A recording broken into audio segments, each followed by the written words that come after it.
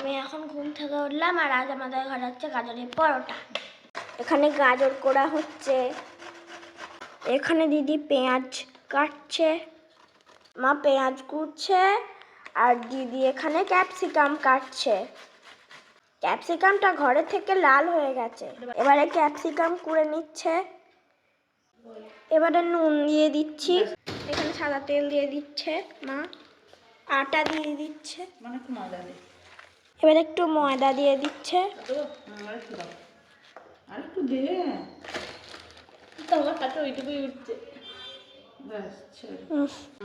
তো এবার এটাকে ভালো করে মেখে নেবে।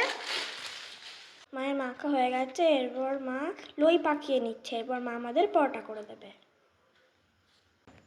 মায়ের লই পাকানো হয়ে গেছিল, এখন মা বেলে নিচ্ছে।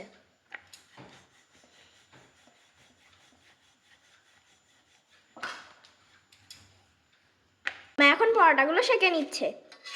এইটুকু তেলের মধ্যে দুটো পরোটা হয়ে যাবে। পরোটা কি ছাঁকা তেলে করে?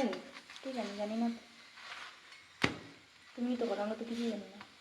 ঘিয়ে ভাজলে বেশি ভালো হয়, কিন্তু আমরা সবাই অসুস্থ, আমরা খাই না, তাই সাদা তেলই ভালো। টেস্টি টেস্টি পরোটা। যা সেন্ট বেরিয়েছে মনে হয় রেস্টুরেন্ট ফেল করে যাবে রে। পরোটাগুলো গরম, তাই দিদি কেটে দিচ্ছে। নিচ্ছি। এবার এটাকে আমরা টক দই আর আচার দিয়ে খাবো।